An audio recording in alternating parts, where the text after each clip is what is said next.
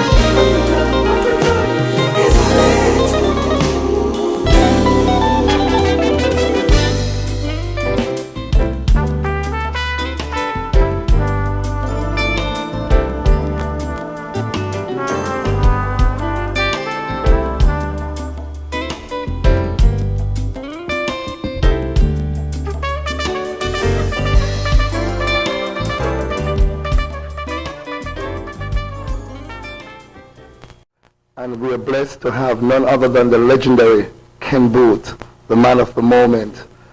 Ken Boothe is being called a lot of names. He's known as Mr. Smooth, Mr. Rocksteady, Mr. Dynamic. He's known by many, many names because his performance on stage is one to yet behold by any other star or artist. And we are blessed to be in the home of none other than the legendary Ken Boothe. Ken Boothe, welcome to Rise and Achieve, my brother. Thank you very much for coming to my home and doing this interview. It's a pleasure, you know. And it's a really pleasure. The cameraman, everybody, you know. And it's a pleasure for us to be here too. Thanks for the invitation. Ken, your career spanned a lot of years way back. Could you tell us how you really got started in the music business? Well, I've been singing for 35 years now. 35 years. Thank God that I'm still in the business. But I actually started out in Denham Town. I'm born in Denham Town. That's Kingston 12. Right? Kingston 12. Right, Duran? Kingston 12? 14. Kingston 14, yeah. And, you know, Trenchtown and Denham Town are very close, you know, as a neighborhood. So, most of the singers, it all started from school, you know, really. Because Denham Town School, that is in Denham Town School. And I started out singing in school, like in class, when we get, like when I rain or fall, and you get, you know, you don't do nothing. Everybody just do something, everybody could show them, kind of thing. And my school was consist of singers like Delano Stewart, who was a member of the Gay Lads. Okay. And Richard Brothers, that they didn't pursue the recording business, but they were attending that school. And many more. And we used to have contests when lunchtime, you know, school back and classroom back and everything. And so now I started to get influence because Trenchtown now, most of the entertainers in Jamaica, right? It all started in Trenchtown. Alton Ellis, as Alton and Eddie, Alton's Ellis, you know, Joe Iggs and Wilson, right? You know, so many of them, and Bonnie and Scully. Bonnie and Scully as the two first artists that make a record in Jamaica. Right. And these people was some of my influence in the business that brought me to Trenchtown. You know, that's influenced me at Trenchtown. And I used to sing into Alton Yard, like every day. Cause I love singing so much that every day I lived in Amtown and just Trenchtown me there. You know? From Leoko, Skipper Leoko, who died the other day. You have some personalities out there, individuals who used to encourage us before we even off to make any move, recording wise and things. You sing for these people at them house, you know, you go and check them out, and them say, I'm singing 2 songs, you know. Well, people like Skipper Leako, he was one of those people, and in Planner, you know, coming away say, Mortimer Planner. Right. You know, yeah, it's a whole lot of people in those days that they love music so much that when the whole thing start pop up, the Jamaican segment, because it's actually a foreign song that influenced most of us, you know, both Trenchtown and Denham Town. So who was your foreign mentor as a singer then? Where you get this beautiful, smooth, velvety flavor from?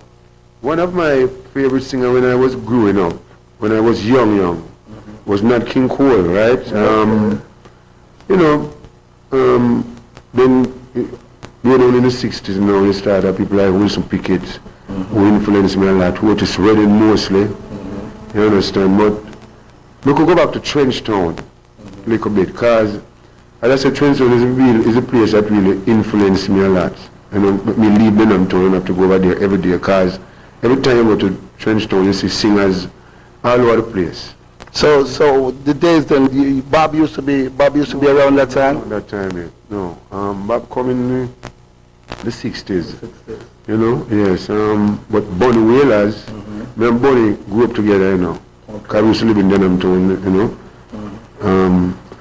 I'm trying keenly to remember, but Alton and Joe Iggs was one of my main influence. Joe Iggs and Wilson. Because Joe is the first one that get the name Godfather, you know, in Trenchtown, because he was the one who grew most of us, you know, because he was one of the first singers that played guitar as an instrument, and we couldn't play those days. So when you want to hear music, you have to go into those kind of area, like his house and thing, you know. And so they were my influence too. And then now,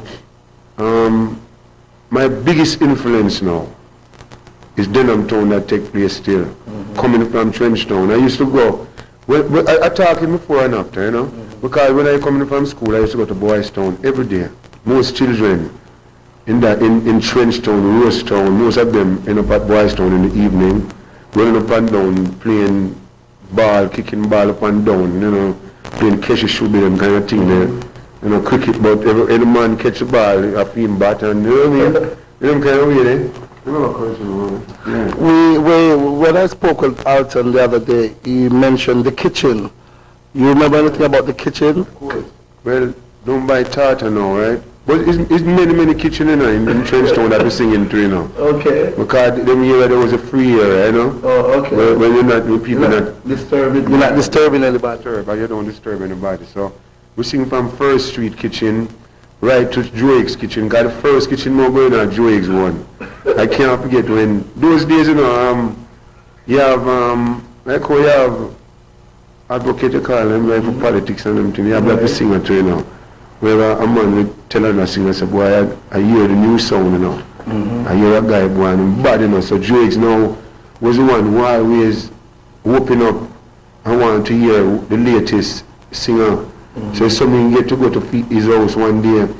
Well, a friend of mine named one son, he told Joe's that him know this youth way is the freshest thing, you know, and Joe's want hear me, you know, because she is a godfather. Right. So we go a few months and me sing. Those days, you know, I sing song like, I used to sing a lot of Negro spiritual. Is that first influence me, you know, through my mother. My mother is a singer. So gospel then, over a gospel then, yeah. First, in my home. Because my mother, when she was, she sing, you know. And so when I went to Joe's house that day, he asked me to sing a song, you know. And the song that I sing was a song, I think it was spiritual about, home, singing home, when I come, you know, lovely Negro spiritual. And when I start singing, I sing the poem. Rocking his head. Yes, say, yes, this is him, yes. It's a new sound now, you know. And then now, going home now, I live on Greenwich Street in Denham Town, you know. I have to pass Albert Street coming from Boys Town and passing Albert Street. Cause those streets, those areas consist of most government house. Like Trenchtown, Denham Town, Trenchtown, pay government house, you know. And passing Albert Street. I used to hear singing all the time, a group singing. And sometimes I stop out the street because I love singing and the way I hear singing, and gradually, you know, I just find myself right into the midst of the whole thing. I know you think it was Stranger Call. A Stranger Call? Yeah. So let me ask you, Ken, did V.A. John Opportunity Hour play a role in your part? No. I was young those days, because, you know, Alton, you know, those guys are a bit older than us, you know, so I was... But Ken, you don't look at the older than when I first saw you on television many years ago. I'm getting older though, I tell you that. but I would thank you very much anyhow. But you know, and then now passing Albert Street now, let's say I'm getting in the midst of it all. Hearing these guys singing and, you know, and Stranger. And it's like, you know, you're there somewhere and you're singing and you just automatically just start singing with everybody. You just feeling, you know. And gradually the group drifting on, because I don't stop going there now. Every evening I come from school, I stop there. And because singing is what I love. So I don't remember the group that Stranger had, right? But the group drift. And then I don't know how me and Stranger start singing. It just God ordained these things, you know? And me and Stranger just start singing and him and Millie singing too. You mean like Millie Small? And Patsy. You know, remember Patsy? You know, when I call your name, she sing that with, and then the first time I'm going to get her, what do you call it now, an audition. The first time I'm going to get an audition, the Stranger took me to Drew Creed, you know, and because me and Stranger started doing duo songs now, a group. Good combination, both of you? Yeah, both of us, and Stranger and... Can you say like what was the first song that you did? Well, I'm going to get to that now. Well, when I go to Jew Creed, and Stranger introduced me to Jew Creed, and he look at me and say, well, can I sing, you know? And the first song me and Stranger did was a song named Uno Dos. Uno Dos, Tres Cuatro, Cinco, Seis. It's a Spanish song, kid. 6 long years. You leave me, coming back, back to me. Oh, uno, dos, tres, cuatro, cinco, seis. Here's you leave me. That's going way back. Oh, I tell you why. Yeah, and Drew Creed, you know what I'm saying? Yeah, man. And first time I record was that song. Uno, dos. I'm a record one named Mouse and Water. Me and Stranger was very wide in ideas. We used to do songs like, as you see, we account in Spanish, and then we do a song named Mouse and Water, like Chinese. That's a Chinese. And then we make the sound in the Mouse and Water, and then we do that one. Then me and Stranger now, we did World's Fair. This is the song that's going to break my name now. Okay. We'll talk about World's Fair in a minute. We're here talking with the legendary superstar, I have to say, none other than Mr. Smooth, Mr. Velvet, Mr. Rocksteady, Mr. Dynamic, Ken Boothe. We'll be back in a few minutes. Don't touch your dial. We'll be right back.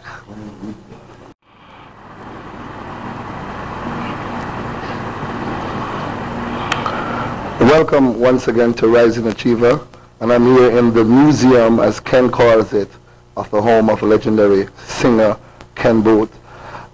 We spoke to Ken about his early years, you know, how he got started, his first recording we started recording with. But we want to touch, like, the humbler part of how he didn't get himself involved, because there was a lot of violence going on, there's a lot of pickpocket. I'm going to call a few names. Those are legendary people that has gone down in history. How does the name Bobby Blue Nose, does that ring a bell, Ken? Yeah, when I grew up in a Denham town, you know, right, and Trench town, Rose town, one of them places consist of good and bad.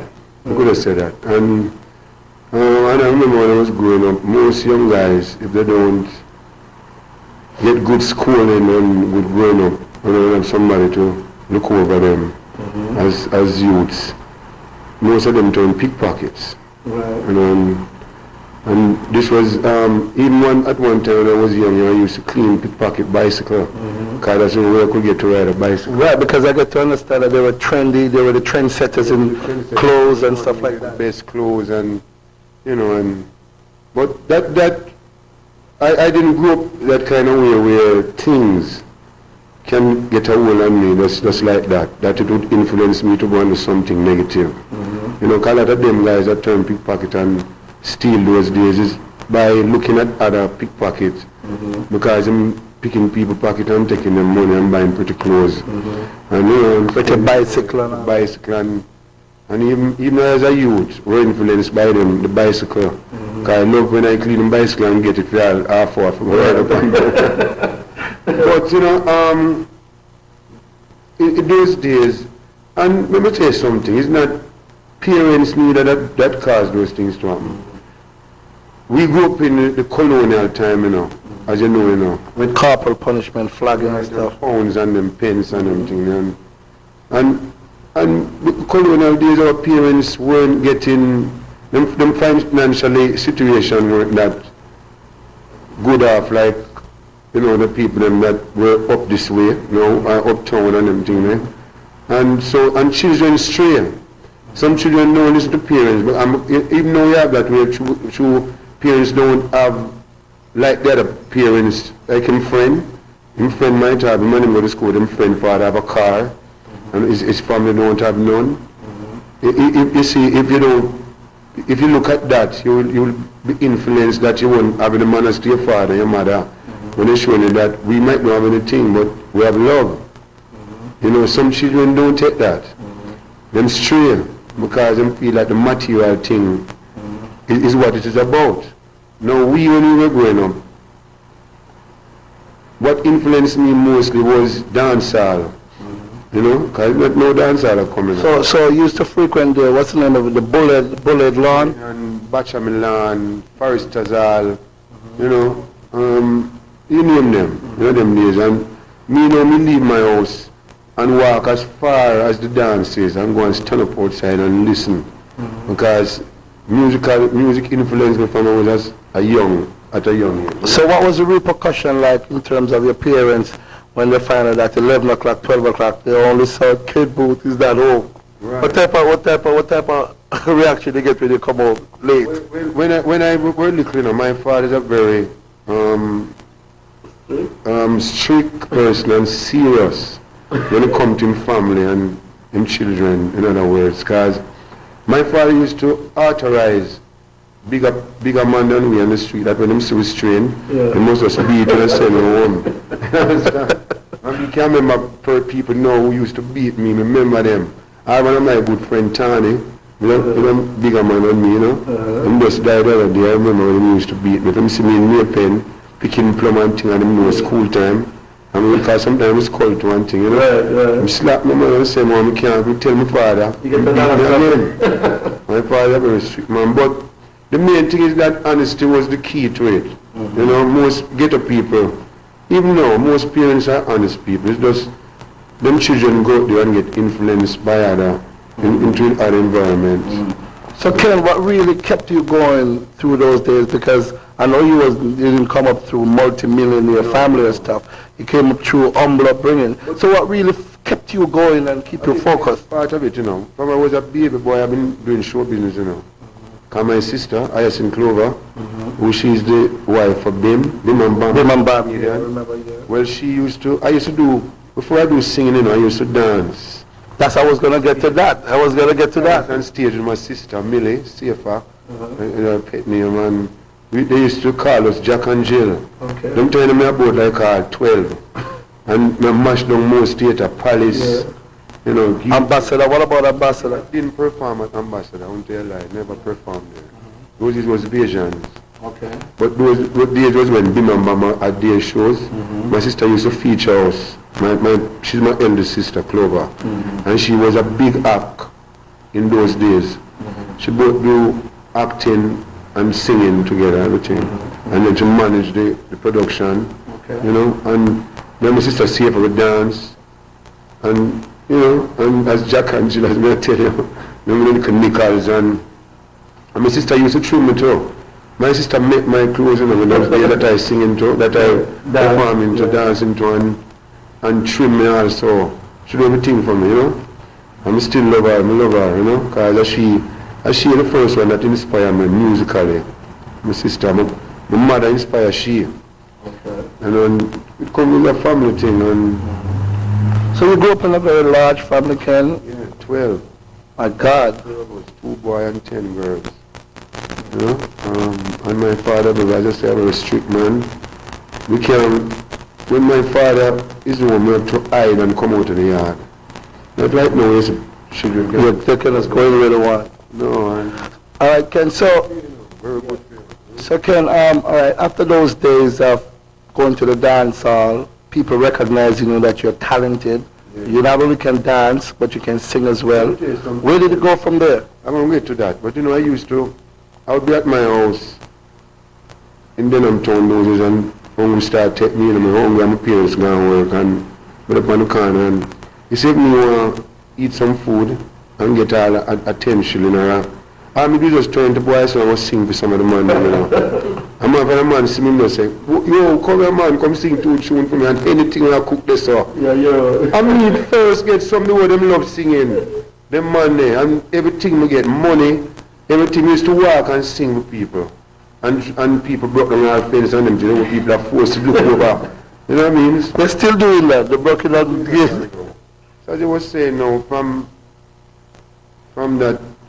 after that, the dancing thing and people started, but it wasn't, the people that started to know me in the 60s, well, that was different from the early 60s, you know, when I was young. You know what I mean? Because when I say about, 50 something, I come up that. When I had 8 and them thing like, you know what I mean?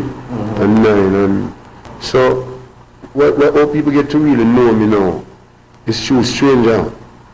It's so people really start to know me as an entertainer. Because I remember Stranger did World's Fair.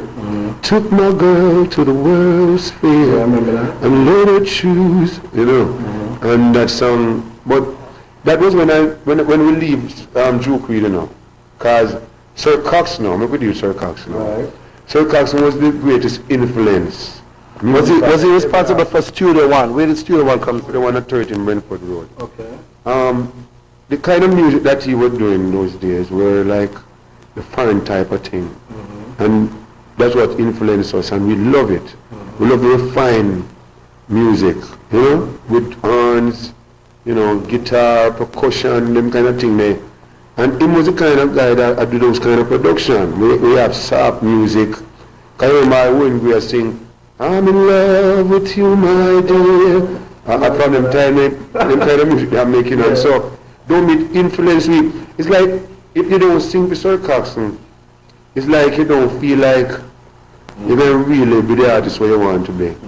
You know, that is really the outlet musically for most artists in Jamaica those days. And so me and Stranger decided to go and have an audition for him. And we leave Drew Creed. And we went to Downbeat. And I was sing World's Space on Artibella. I mean, a Stranger player sing Artibella. First, okay. But in ska. That was a major hit for you, Ken. Artibella, one of my favorites too. Yeah, man, nice song. I don't remember what people want to hear it. But then Downbeat no record. Was it, can I ask you this, Ken? Was it a real to life experience with Artibella? Because there's a line in the song that say, Artibella, you took all my money, yeah? That title just come out of my head just like that. Because let me tell you where that song coming from, right? You used to have a program in my time when I was growing up. My wife would probably remember an Indian program that comes over every Sunday. And the song that they use to introduce the program is an Indian song with that kind of sound, a melody. I mean, just listen it and love it, you know. And just say, Artibella, my pretty little darling, is coming home to me. You understand? So the song coming on. But Ken, would you know that song, right, is when I become a man, I really knew the correct pronunciation of that song. I used to call it Archibella. Everybody say Archibella. You know, Archibella, A-R-T. Yeah, it's when I grew up and then I started to, you know. R-T-I-B-L-L-A. Archibella. All right, we're here in the museum of the legendary Ken Boothe, talking, rapping, and you know his music came up from humble upbringing, even to the TV screen. Ken Boothe music is a theme song for the Money Train.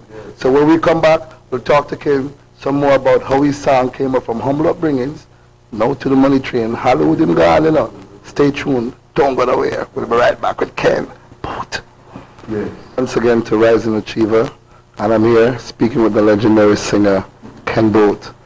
Ken Boothe, I knew you started out dancing, then you went on to form what you call a duo with Stranger Cole, and then you started on your own a solo career. How did that go? Well, while we were at Sir Coxsone Downbeat, me and Stranger, Sir Coxsone sent him call me one day, and he said to me, I think you should work, you know, on your own, I think you could be a good solo singer. And those days now you have people like Owen Gray, Jackie Opel, Jackie Edwards, that's Wilfred Edwards, that died the other day. You have people, and a lot of solo singer that was, you know, real good. And when he told me that, I said to him, sure? Huh? say sure, say, we really can sing for my own. And his encouragement to me, you know, was that he's the best. That time when he started singing by himself, you know, I don't have him tell me, you know. Yeah. He said, me the best thing ever come around, him here. Which is true. The world has seen it. So hear this now, so you know him start me out for him sing. Not scaring us, soul music. Okay. So the first song I sing as a solo singer, song say, ooh baby, I love you. And the soul hits with Richard them, right? And you go, ooh, ooh, you know, and it release, but never do good, because, you know, people love them kind of music, but I know remember those days them released 2 songs on one record, 145. Next one was a song by Jackie Wilson. Lonely Teardrops. I know, but it wasn't a Lonely Teardrops, it's 2 Lonely Teardrops Jackie Wilson singing, you know. That was another one that really wasn't in Jamaica, so don't meet when they go to America and bring the songs, you know, and didn't do good. And then, you know, Downbeat now, we have to talk the good things when do, you know, because that make everything work, the good. Well, Downbeat now, he may have a good idea, you know, he might idea is good, but to make Jamaican music becomes a world sound, he may have the right idea, because the first thing he do is to have a studio. And then he have a fleet of artists that sing for him, that don't sing for nobody else. Because the first thing he do is contract, you know. Okay. Right? And so whenever you want to go in the studio, as long as time is there, it's feasible for you, you don't have to have somebody else go in and do the song that you have. So during that period of time now, when those two songs come out and then reach anywhere, I start making songs now. Me Writing your material now. Moon song, now me gay lads, the whole of it, Delroy, which somebody have tried to write the moon songs, inspired by foreigners still, you know, because through them, I start to know what is a composition. We know composition, but how to set up the song, you know, titles that can take on the people's ears. Right. And so now, one of the first songs that I did know, that I made, right, for myself was, "You're no good for what you have done." You hear it as cartoon. Dum dum dum dum dum, pum pum pum dum dum, on the guitar go. You're no good. And me first solo with my mouth in a song too, you know, in Jamaica. Cause the solo, well, badu badu do do do do do, badu do do do do do do do do. You know what I mean? And that. And through the dancehall, no, a dancehall will break, you know. Let me tell you here. Because dancehall is a new thing, yeah? Dancehall, we break the whole away. Because those days now you have machuki, you understand? And all the guys want to play the big set them. And don't meet up 3 set, right? Number 1, number 2, number 3. And so now we would go to the dance when we sing a song. Because we know that don't be possible, that don't be really take it and dub. Oh, so what you're telling me then the microphone thing and you in the dance hall was from way back then? Of course. Okay. You see, we'd have to go to the dance to hear our song them, you know. Because it's not no dub plate about, you know. Don't be to make the songs them on dub. It's not no sound system of fight them one with dub, you know. There's a thing where our song them do over the years, you know. Trendsetters. Yeah, don't be juking and don't beat buck up in a dance. And it's paid dub plate them a play because through them have them own artists. Right. Don't be can't play female and can't play don't be one. Right. So it's the best now. Work for the night. What the people them take on to for the night. So you know, and then we would have got the dance in the night, and sometimes they dance the whole night and I don't hear my song. Cause can't told Machuki. We call it now him selection, right? Him sometimes he don't know that selection for the night. So basically the next night we go on the dance, me and the selections, that's how we hear the song, the man. Okay. And you know the first thing you hear the voice, it sounds strange, you know, to you like, you know. What was it? What kind of reaction, what kind of feeling came over you when you heard yourself on record? The first time I hear myself, I feel kind of shy like. Kind of, you know, because first you hear your voice separate from you. Yeah. You know? Yeah. And you just get, gradually you just get used to it.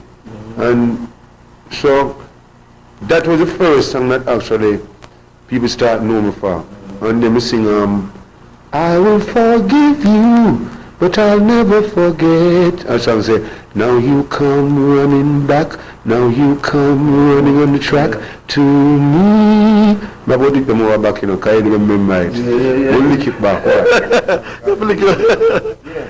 Ken, there's so much songs, Ken, you know, so many songs.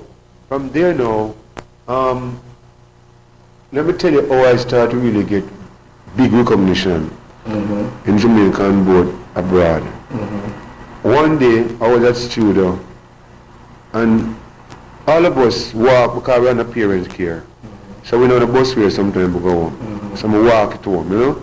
So but most of the evenings, we lads, gay lads, all of us would leave the studio at the same time because all of us was friends, you know. And none of us didn't.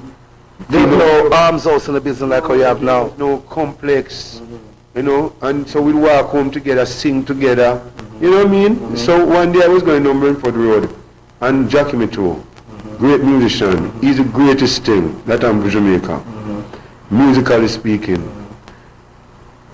And I heard, Ken, and when I look around, it's Jackie that. And I went back, And him say, boy, once don't me come with this song, you know, Puppet on the String, you know. That Puppet on the String, you know. Yeah, I remember. Don't me come with that song from England. And them days, you know, we don't have to go through one track anymore, everybody. Because when I just started to record, you know, it's me and the band up to the one time to record, you know. One track, everything. Everybody have to go through at the same time. So during that period now, Don't Be developed him studio, that him about 4 track. Okay. Right, so him can't do the rhythm without us. And now we just come and do his voice after. That's what's happening now. So when I went back, Jackie, Don't Be used to have a room, you know, when put a changer. Thank God for him still, you know. Him put a changer away when him give a song to learn. You go inside there, you write or whatever, you learn it. And so Jackie would too carry me on there and play the original one for me. Okay. The original Puppet on the String were done by Sandy Shaw, Okay. an English girl. She won the Eurovision contest. I think it's the Eurovision they call it. With that song? With that song, Puppet on the String. Okay. And so, no, but his ears is very good. And when he made a good song, them take them back to Jamaica and give each of us. Him know what each of us can do, you know, what song. The styles and stuff. Yeah. Right. So when he played for me, I didn't have to write anything, you know. Because Puppet on the String is something that the words are very limited, it's short, but nice and spicy. And so I just learned the song and I recorded it the same evening. Same evening, you know. And Don't Be at a dance down Greenwich Farm when he set a play, and he tell me that he's going to make a dub of it and carry his stitch. Okay. And yesterday night when I go down to the dance, and Stitch put on Puppet on the String, when we tell remember about that song. Because he knows I play for that dance. Well, when he put it on the first time, I played about 6 times straight. And then after I play, every time I play 3 records, is it that the people them want again. So you know, it was an instant hit.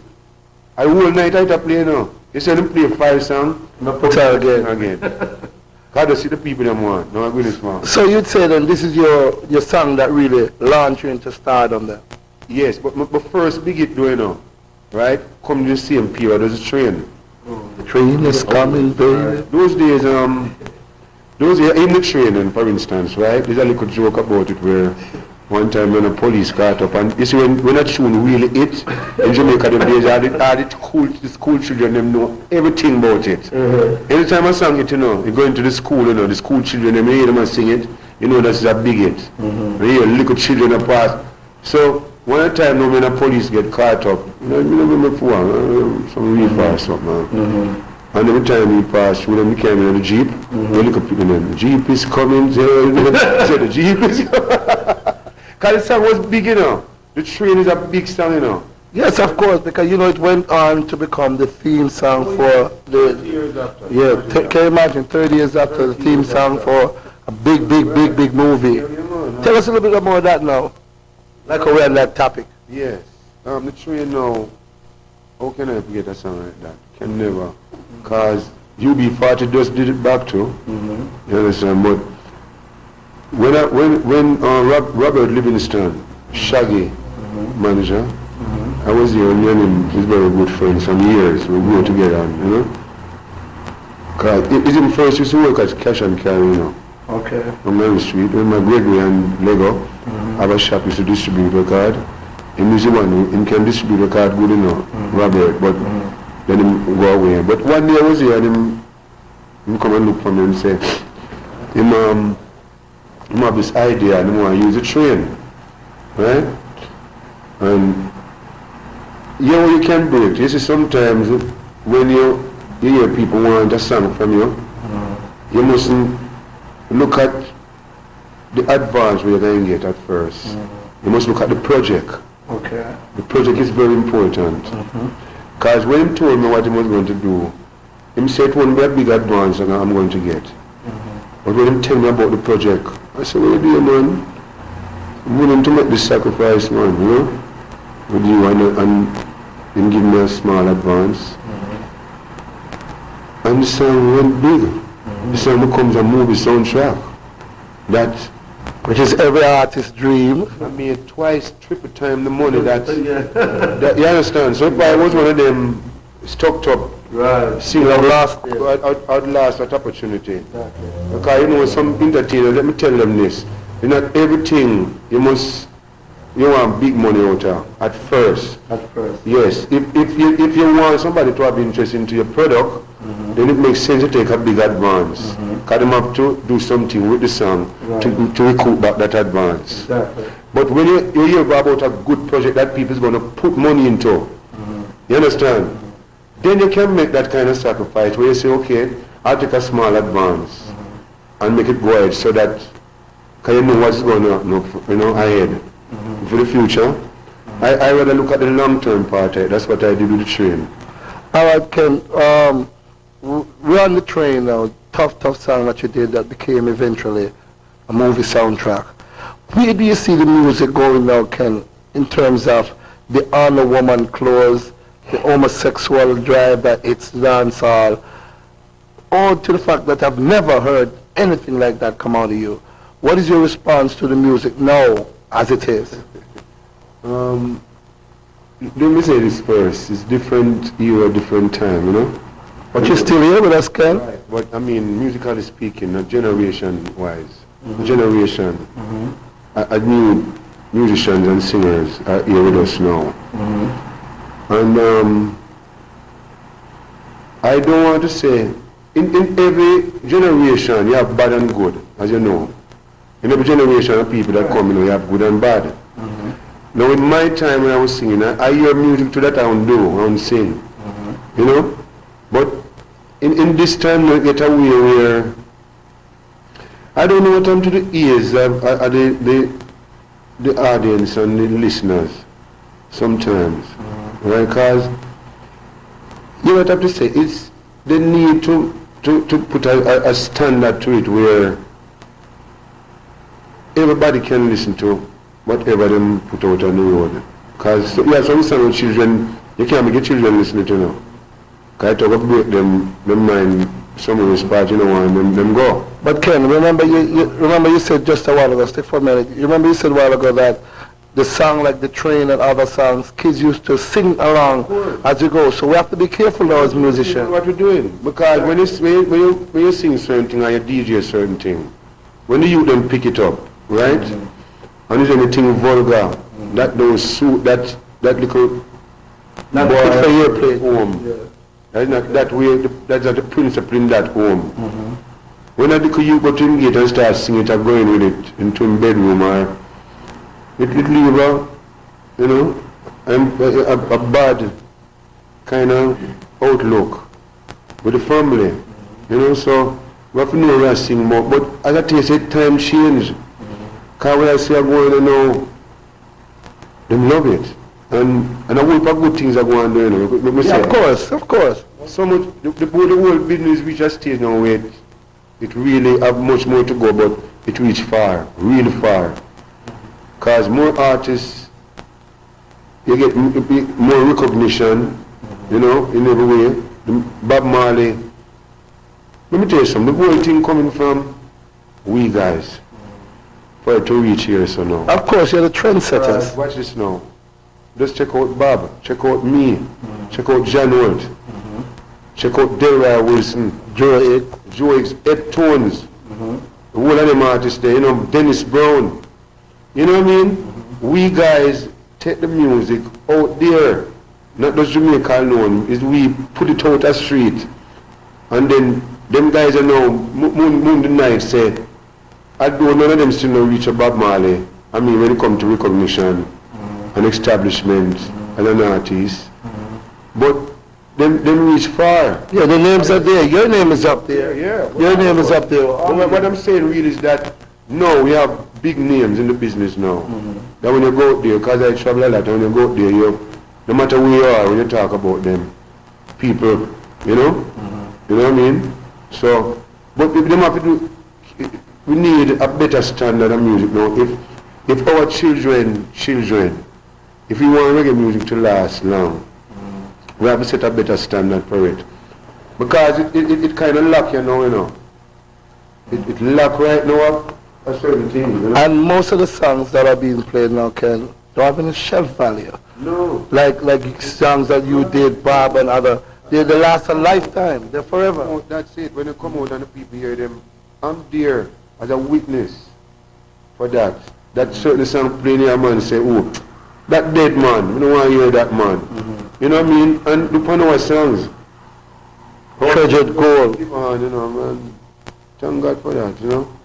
We We don't want to fight the youth, them, you know. Because Father called upon the youth for they are strong.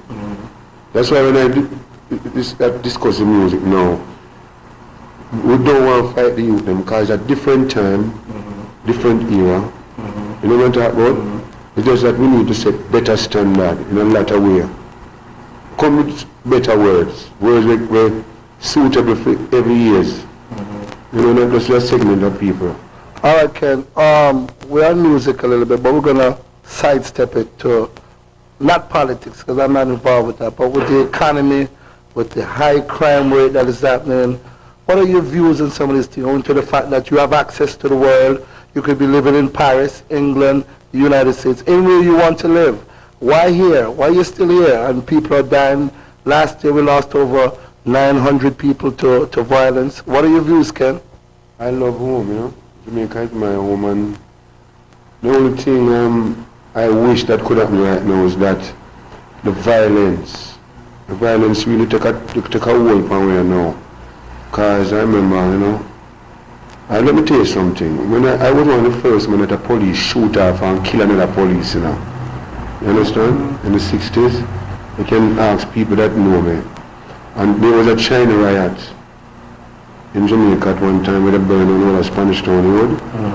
And a baker was beside my house. And then the police get in encounter because them time they mash down Jamaica young and just come off a show. From my bed down there and wake up on the corner because you know you're crying with a friend them and them go inside the baker and investigating and came out and see me and then tell me to move and then tell them that, well, you know, I just live over there and you know, them start licking me up and thing and me and him and but you see, out of that come good, you know, because them days, you know, it's a privilege, and freedom of movements and freedom of speech. People need them things, you know, to be a free people. You know, if you're there somewhere, you can't say what you feel. I'm not talking to vulgar, you know. You know, But that's the truth. Speak the truth, yeah. Speak the truth and speak it, everyone. Then the other person on the other side can accept that without a fair lick and kill you. If most of them bad man, you could just talk with one another. You know, like, you know, the movie will come out where you see them go to war, and the movie look like a war, but I dance, them not dance, you know. That's the movie, eh? Yeah. Where some guys dress up somewhere and them go like in a war, but you think them out to break dance. You know, so, and Jamaica now, talking about economy, this economy can develop in a, we have so much resources right now in Jamaica. You see all the music, if them all focus on it. Right.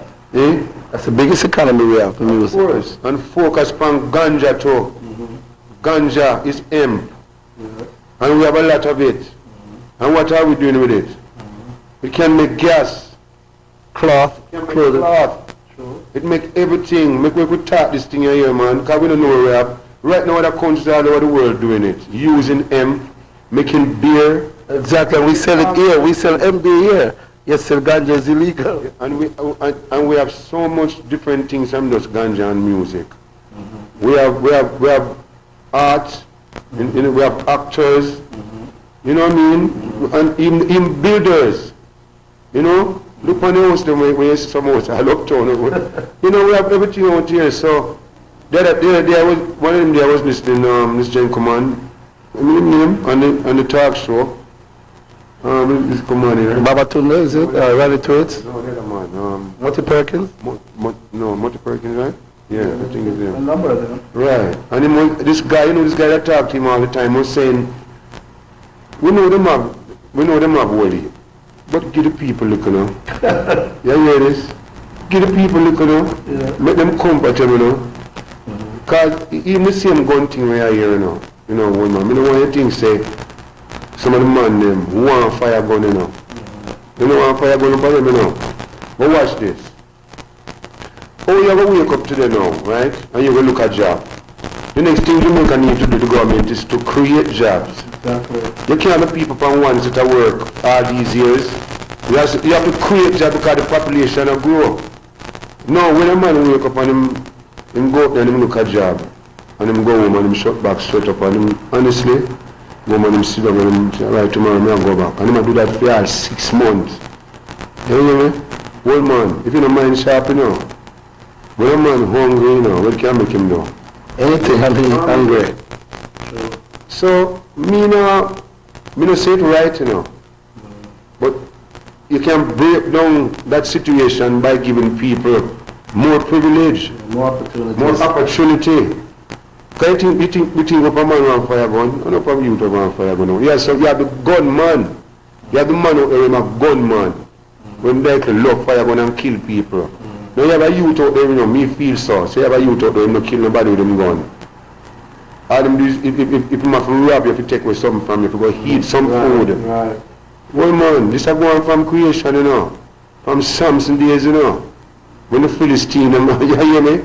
And Samson have to go rob them coat, you know. As a spiritual man, you know. And go give poor people.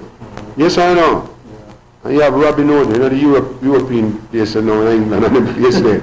You go rob the rich and give it to the poor. Yeah. So if you don't set up privilege and opportunity, you're going to always have this. You see the man who used to know want work, kill him. If some youth up on a corner and want sell, boy, I can't get no work in on a man, alright, you want work, come work, and him no want, him put dead, you know. It's not progressive, it's not offering anything. Yeah, so that's why I look on them thing there. If your father call upon you because they are strong, you can't look at the youths just the way they are known, so they must be a gunman. It's that you can approach them, they're going to get more gunman. If you approach, you know which man me know a bad boy, and him see me, is pay mister, do me deal with him so nice, with respect, love him, show him kindness, you know what I mean? You understand, deal with him equal. Just like come with a man deal with me, and some deal with him. Then we will get out a guy like that, no much niceness. We're speaking to the legendary Ken Boothe, the many moods of Ken Boothe the dancer, Ken Boothe the singer, Ken Boothe the philosopher, Ken Boothe the educator, and Ken Boothe the man. When we come back, we'll be talking to Ken about his many, many awards, Woman to Woman Awards, Bob Marley Life Achievers Award. There's numerous amount of awards that Ken has been awarded. So we'll talk to Ken when we come back. So don't touch your dial. Ken Boothe is with us, Mr. Rocksteady. Welcome again to Rising Achiever. And as the interview moves on, we're now talking to Mr. Boothe and some of his achievements, his awards that has been presented to him for a number of years, over 35 years worth of tough, dedicated lifestyle into the music business. Ken, what is the Shaggy Boombastic Award here presented to you? For the Boombastic album, I guess it's more than one of us received this. All who that was involved on the album, and it's a Virgin Records. Yeah, Virgin Records, and they sent me this. Okay. You know, a gold this and a silver this and a silver platinum. I've never received a gold record, really. I do a silver record. I think everything I know was silver or gold. I don't remember, but that has to be gold, Ken. It had to be, yeah, but I've never received it. So everything I own. Trophy and thing more time from some people who love you. I call this one from Jampro. For, yeah, outstanding, right? This is from Midim, from Jampro, right? Fans, Midim. Right. And this is another one, Beans. You know Beans now, you're part of Beans. Yes, I know Father Beans. And we have a couple more here too. Let me see, this is one from a Vino company. Okay. Yeah, in appreciation of your outstanding contribution to the development of Jamaican music. Now this is the one that lifetime achievement for outstanding contributions. Yes. And this now is another one that Luther Mac. Luther Mac is a promoter. Mac is promotion. You know, yes. And this one now is this is we're not gonna get this. You was a policeman, kid. This is a certificate from the Constabulary Force. We went and sing for them, and you know they consider us. And when they was giving out awards, And being the man were there to receive one too. Okay. I remember I met him that day there. And, Okay. and so we passed in the Crown Prince here. Yeah. And this now, the presenter, Janet. This is a girl in Miami that keep a children's show every year for children. And she saw me and my son were performing. And she invited us up on the children's show for him to perform, but I accompanied him. So she gave him one and gave me one. His one is in his house, and this is Roland Alfonso. How could we forget? And this is my son one. Okay, Shannon Boothe, yeah. Shannon, yeah. Like father, like son. So he's a singer too, Ken. I see him there around here, everywhere around here. Let him go for his son, splash up. And this is Roland Alfonso, remember? Yes, man, the saxophonist. I was in Canada and them give me this award too, Remember? But this woman-to-woman award now, Ken, tell us a little bit more about that. Woman, well, women are very important. Woman is a goddess of earth. And then this was a show that women kept the show to show what woman is about, how important women are. And they asked also male entertainers to come and sing for them. And it was a pleasure. And I went and did the show for them and they gave me that. Yeah. And I really appreciate it. And this is another Bob Marley award, Yes. that I got in LA, 1995.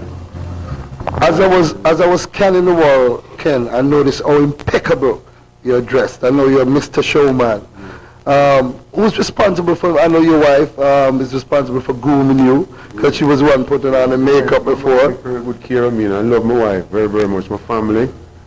I have a little son going JC now and thing, and ironically, she's here with us, so could Mrs. Boothe just jam the camera and give your superstar husband a hug? Mr. and Mrs. Ken Boothe. Like brother and sister, because a family come there with her, You know what I mean? Although, one and two times, man stay already, but Yeah. I come home back to my wife, because I'm little. When I say, we go with, make sure you love the one you with and one, whatever. I love my wife, man, Every man need a woman, So Ken, yeah, we was touching your clothes now, Ken. Who's responsible for tailoring some of your many suits, especially this one over here? Look at this one over here. This one made by Bala. We used to make clothes for Capitan too, I think, for most of them. He is the one that made that. And then I have a place in Jamaica, in New York, King of Garments. One of my good friends. He opened this big clothes department. And he's the one that made my clothes now. All of my clothes I'm wearing now. Okay, I notice you have a living legend award. Look at this. This is gold. This is the Reggae Soca Award that I get in Miami every year. Okay. One of the years come and I was the recipient for this. Oh, so what went through your mind that most of these awards are given posthumously, after you're gone from this earth? So to be given a living legend award, that must did something to your Ken. But I want to get the things when I'm alive. Is that even Delroy Wilson, who made such a contribution to the music. I notice that they don't mention him much anymore. Right. And he's the first child star in Jamaica. He inspires most of us. And they need to do something for people like that.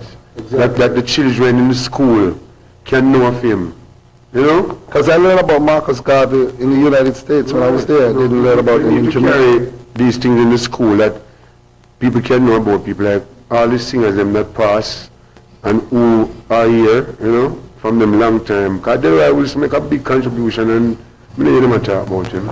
Ken, I noticed that you have a living legend proclamation. It goes hand in hand with this, right? Hand in hand with that, yeah. The same occasion. So I know it's the velvet sound of your voice why they recommend you to as Mr. Smooth.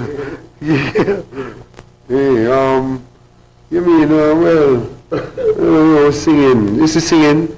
I'm born to sing. I just the truth that. I'm just born to do them things. I'm born to sing. So can you put your hand at any other trade? What have you learned, like painting? What do you do on this? Yeah, man, we can do more. I like my home now. Me do gardening and them things, you know. That's some pastime. Most entertainers love to do that too. Love to water garden and mow the lawn. I mow the lawn. And them things. Me don't have pride that kind of way.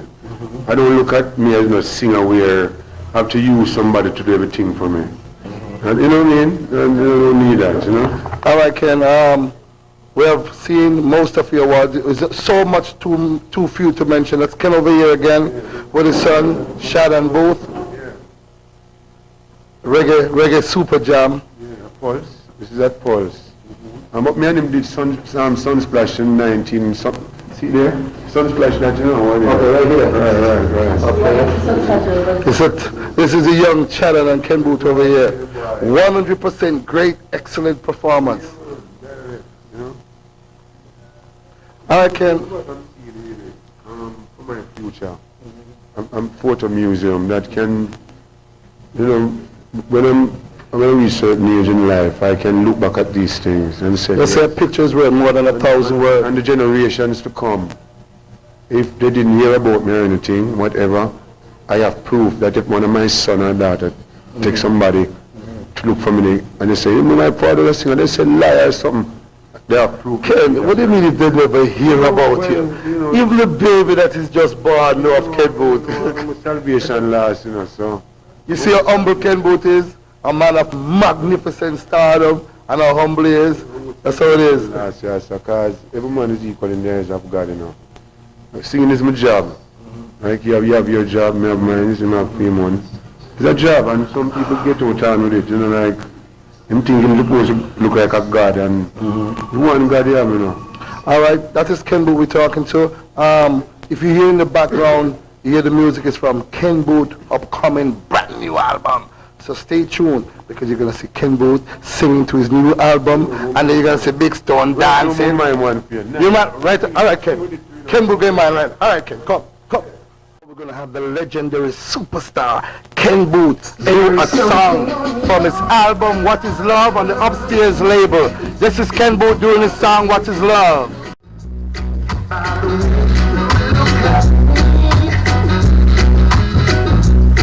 There is something on your mind about you look at me, and what you bring out always brings me so. Now, don't try to tell me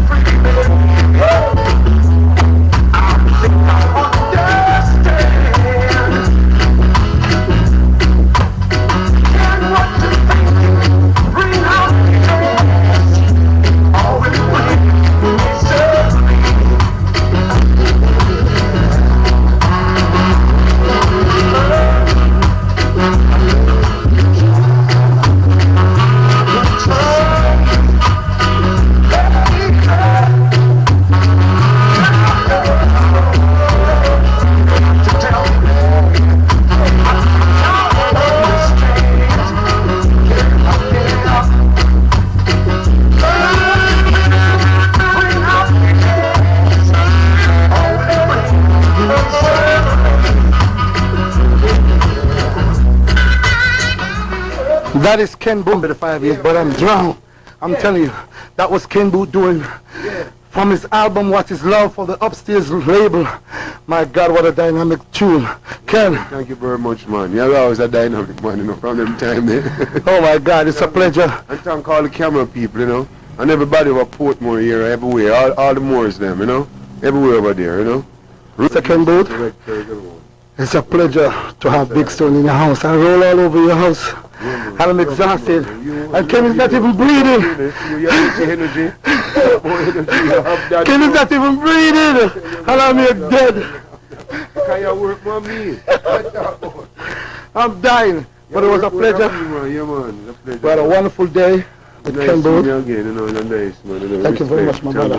It's a pleasure. This was a legendary Ken Boothe we had an interview with. It was mind-boggling, it was straight, it was real, it was truthful, it was honest. Youth and youth, remember Big Stone plea to the item that if Ken Boothe can do it, coming up to humble upbringing, so can you. Go up in the streets of Denham Town, Trench Town, to stardom.